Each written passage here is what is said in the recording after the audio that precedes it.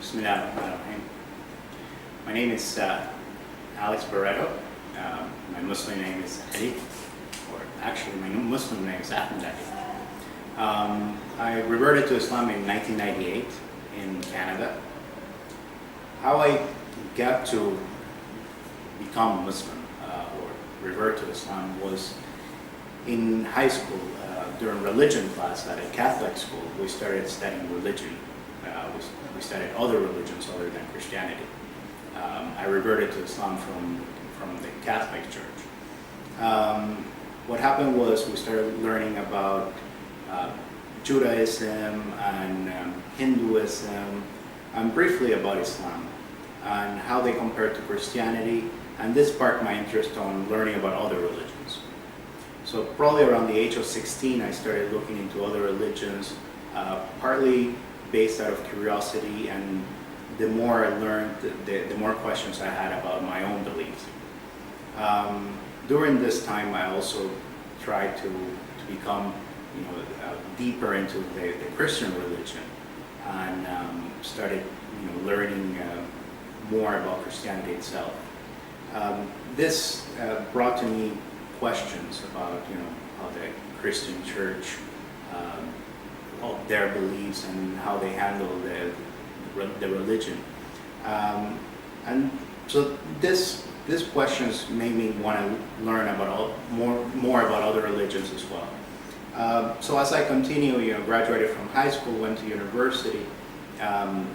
It was really in university that I started learning more about Islam, because while I was trying to learn about other religions, Islam really didn't become part of that group of religions that I was investigating. I literally went into Buddhist temples and synagogues and asked questions, but Islam was not part of that. Partly because where I was growing up was in South America, and even though in Caracas, in Venezuela, we had one of the largest mosques in South America, Islam was just not a religion that I thought of.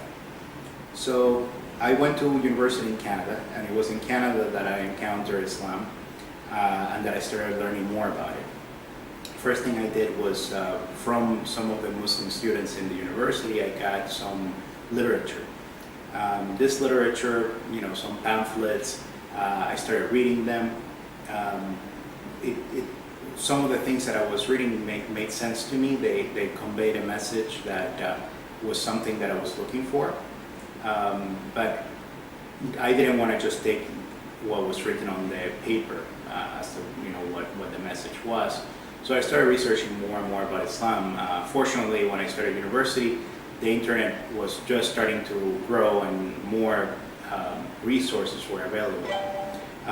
It was through that I started getting into websites and seeing what other Muslims are putting online, as well as getting a copy of the Quran in English and reading some of the Quran. So what I found about Islam, it was very pragmatic. It was very direct. Not only that, but also the preservation of the Quran was something that impressed me a lot. That for over 1,400 years, the word of the Quran had not changed. That whatever you found written in Arabic 1,400 years ago was the same exactly as what was found in the Quran right now. So I compared this to Christianity, and at that time when I was searching for something similar to Christianity, I found out that just in North America there was like over 80 versions of the Bible being used, actively being used.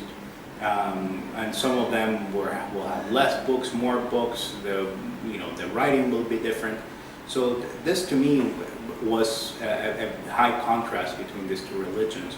So having this very pragmatic, very direct religion compared to what I have grown up spoke to me.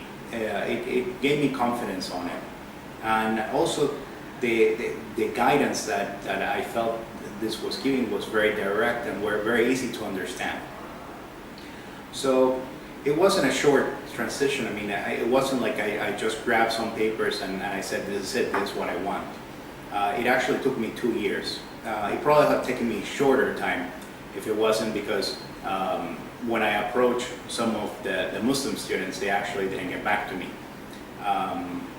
Fortunately for me, I did not get discouraged. I kept reading, slowly. It's not like I was reading all the time, but it kept my interest. I kept reading about it, learning more, the history of Muslims, throughout history. These things that I didn't know, interest me. So it kept my interest in the religion. So after 2 years, finally, every year we had in the university this student union events where all the different clubs had tables. And originally that's how I found out about the Muslim students, was one of these tables. That's where I had grabbed the information. So the second year, that's when I put my name down and nobody called me. So it wasn't until the second year that I saw the table. I went again, and the person behind the table just interacted with me and said, "You know about Islam?" And I said, "Yes, I've been reading about it for almost 2 years. I'm very interested." So this person said, after we're done here in the table, why don't you come with me? So what happened was this Canadian Muslim who had reverted to Islam took me to a coffee shop, and we sat there. I think it was him and maybe another person, and he started talking to me, and maybe after an hour or so, I told him, "You know what, I think that this is what I want. This is the religion that I want to follow. What do I do?" And he said, if you're really sure, have you thought about this and you want to take some time? And I said, "No, the reality is I've been, learning about Islam for over 2 years. I think I'm ready." So he said, "Okay, well, I'm going to take you to our offices." And he took me to this small building that the university had for the student clubs. And he took me to this area, kind of an open bathroom. And he showed me how to wash. He told me, this is a ceremonial wash. It's a cleanse that you need to have normally before prayers. All you need to do is just declare that you believe in one God, and that you believe that the Prophet Muhammad is the last prophet of God on earth. So this is what's called the Shahada. So I took the Shahada out of this brother for after maybe talking to him for about 2 hours, and that was it. That's how my initial introduction and reverting to Islam started. So that's the short story to that point. Now, what really I think made a difference for me wasn't just everything that I learned to that point, because when I took Shahada, I actually, by now, I can tell you that I knew very little about the religion. What really helped was actually this brother and another brother guided me through my first few months of Islam, of being a Muslim. They took me under their wing. They taught me the basic of praying, small memorization of the Quran so that I could pray with it, and they were part of what's called a dawah group. Dawah is are Muslims that are spreading the message of Islam. In Islam, we don't convert people. We don't preach the religion. All we do is inform people of what Islam is about, and each person then decides on their own whether it's a calling for them. So I was fortunate that these brothers were part of this, so they took me in, and right away from I think the first week, they included me in the Dawah group, and this really helped me grow my faith, seeing how other people, when listening about the religion and their perception of the religion and of Islam, and how their take on the faith of Islam not only helped me on understanding Islam, but also helped me connecting with the religion and my fellow Muslims as well. So they would do very simple things like sit on a coffee shop and just have conversations, and just by sitting around and having people talking to them, spark conversations with all kinds of people, and this was a student community, so there was a lot of university students, but it's in the middle of the city, so there's also all other kinds of people, and we had people from all religions. There was an older Jewish man that would come and sit almost every night with us, and we just talk about the religion. So this really, again, made me be stronger on my belief, and this really, at this point is when I was really convinced that this was my religion of choice.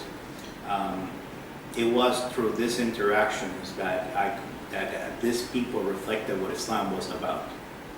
I always say that I reverted to Islam in spite of what's being portrayed of Islam, and even in spite of what some Muslims do, and some people that call themselves Muslims that are not really portraying what the religion is about. So then I moved to the United States. I moved from Canada to the United States in California. When I moved to California, it was a different community because I was in a very small, close student community of Muslims. When I moved to California, I moved to San Francisco. It was a much bigger community. I didn't know people there. I would go to the mosque and pray and all that, but I wasn't part of this Muslim community that I had back in Canada. And this was in 1999. I went to California to pursue my studies, to continue my university. So I was going to university, I met some Muslims in university, and really Islam kind of, the amount of time that I was putting into the religion and my faith and all that diminished. Not in the sense that, my religion, my faith, but actually of studying the religion and knowing about it. So I would still go for Friday prayers and go to the mosque as much as I could. And but then 9/11 happened. I was in San Francisco when this happened, and one of the first things I remember was going to the mosque. Going to the mosque after 9/11, there was a lot of people there.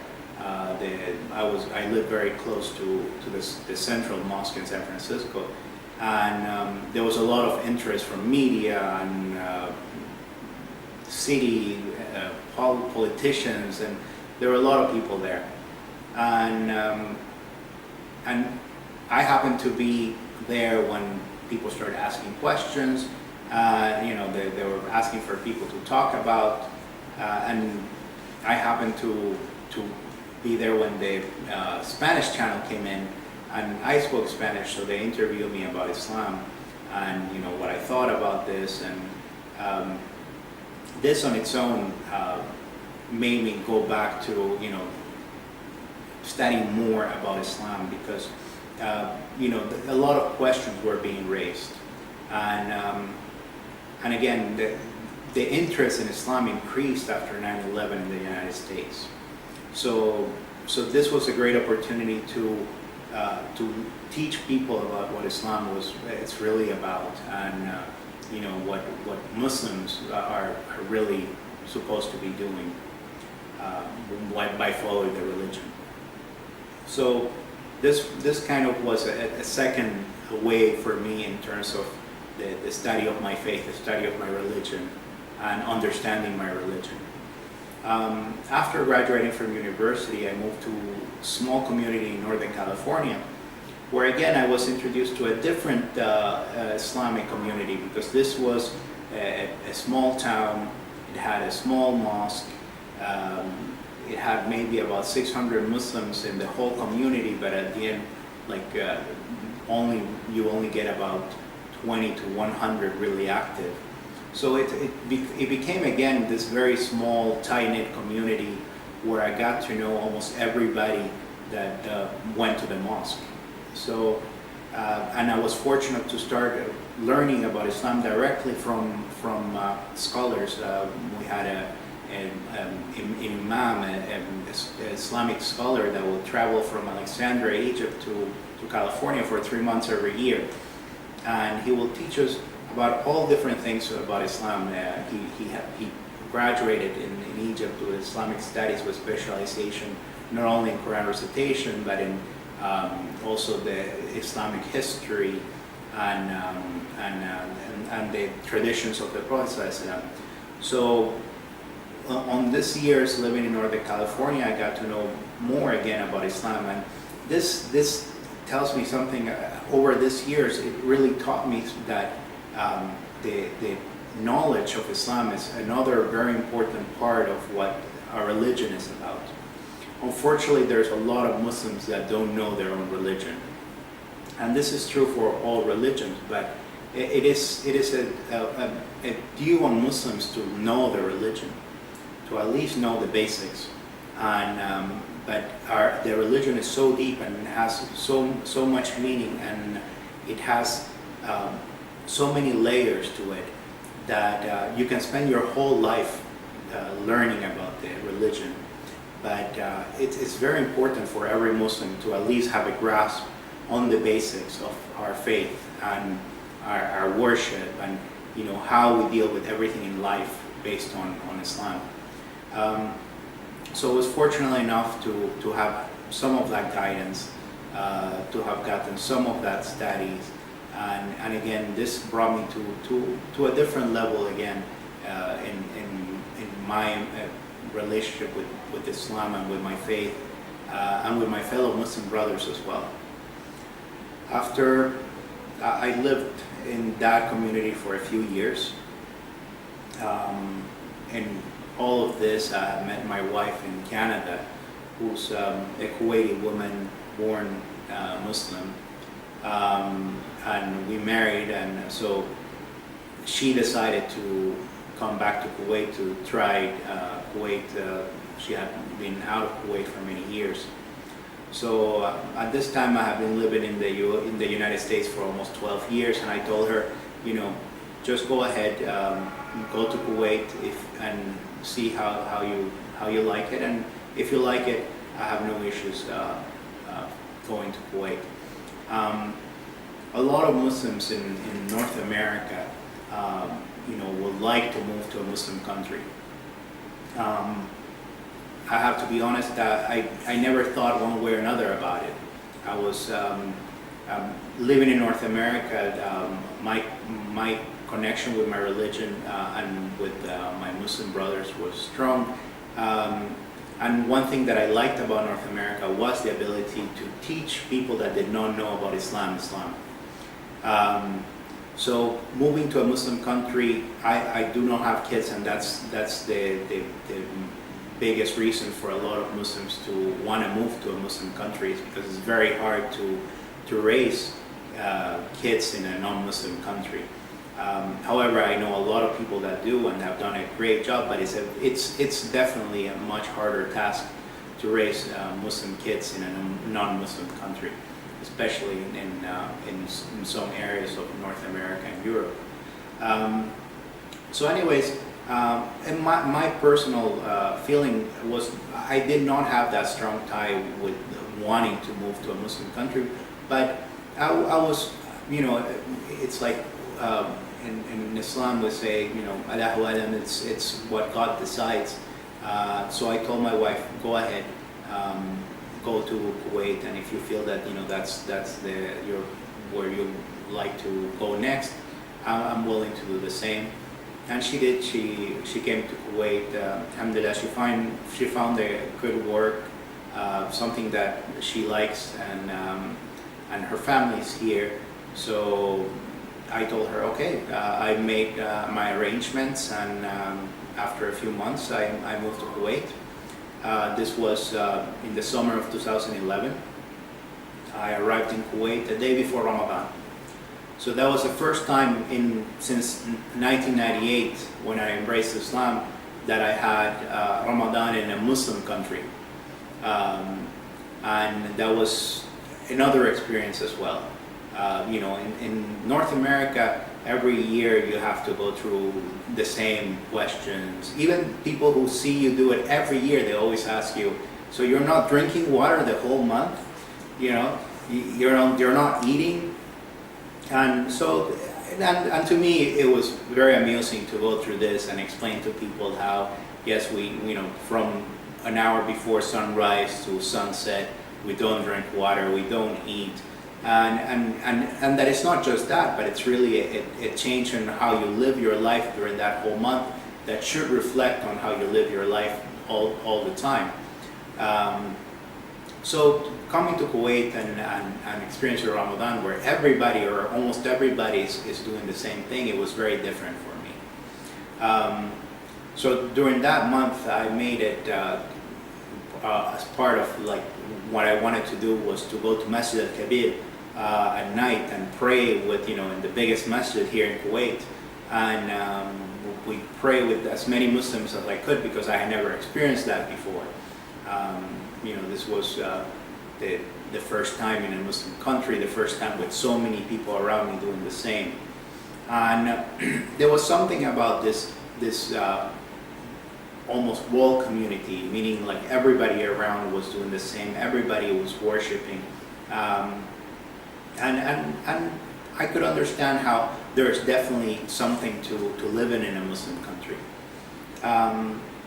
Now, after a couple of years living in Kuwait, I've been fortunate to find almost my own community in Kuwait as well of like-minded Muslims, reverts, and also people who have been born into Islam.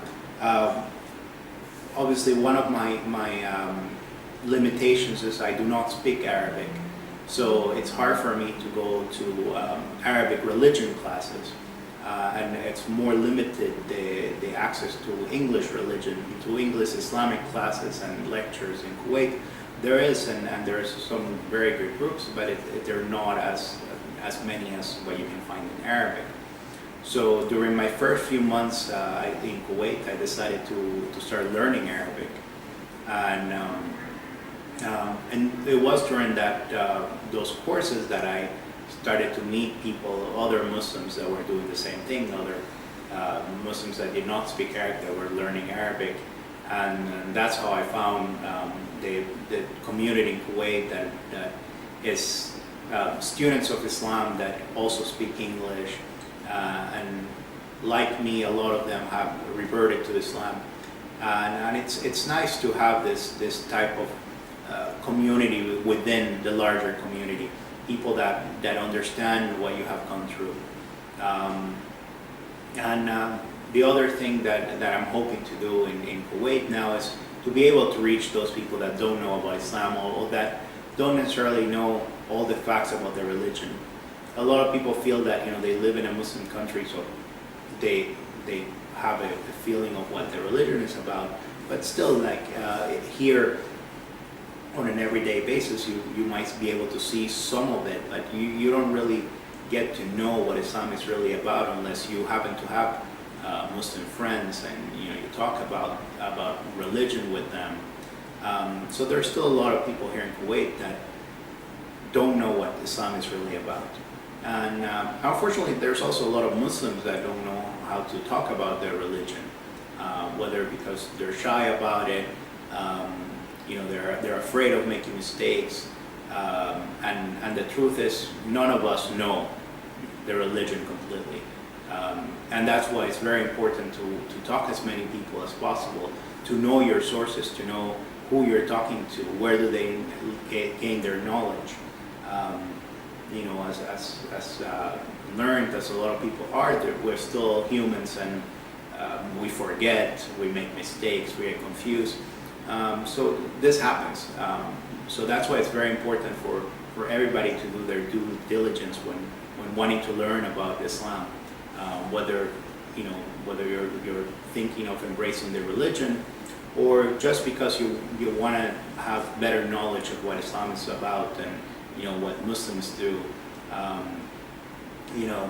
It's talked about as one of the biggest religions in the world. I can tell you that it's definitely one of the most culturally mixed religions in the world. I met people from all over the world that are Muslims. Europe, Asia, South America. I've been lucky as being from Latin America, my mother and my father being from Latin America. I lived in Venezuela for 12 years, so I go back to South America every few years. And even then, I seen from the year 2000 was my first time going to a South American mosque, all the way until this year. I can see the growth of the religion, and it's not just from migrants, but as well from natives, and their experience with Islam, which always makes my heart filled with joy when I see more and more people embracing the religion, because I know what the religion is about. I know what my faith is and what I believe in, and all I want is for other people to know about it as well, for other people to understand what Islam is really about, what the basic principles of Islam are, what the Prophet ﷺ, what his message, what the message that Allah gave to him to bring to us. And after all Muslims, our duty is for us to continue that message for every corner of the world and for everybody to learn about it. So that's why dawahs and teaching about Islam, having people learn about Islam is important to me. The best thing that I can tell to anybody, whether you're interested in the religion or want to learn more, it's to reach out to those Muslims that you have around it. In Kuwait, it's very easy.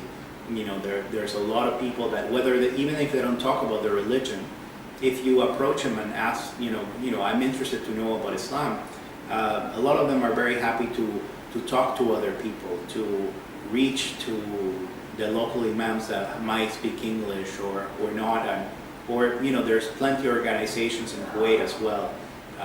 We have English mosques and English-speaking Muslims. There's definitely a lot of them in Kuwait, and because Islam is not only Arabs.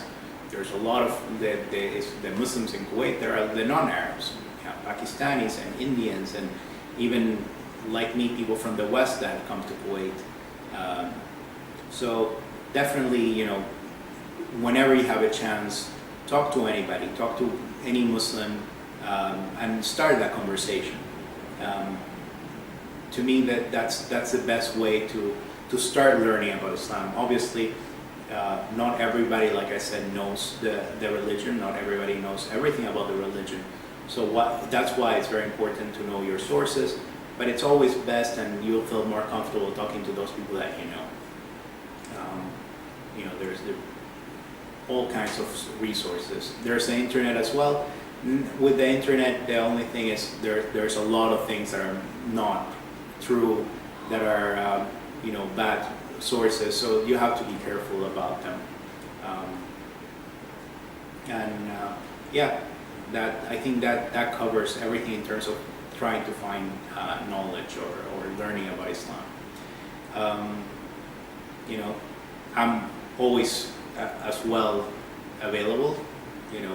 Through this website you can reach out, or through any contact information that you find around you can reach out. And there's other Muslims like me that are willing to teach people, to talk about to people about Islam. It can be just an informal conversation. It doesn't have to be a lecture, and you can ask any questions you want.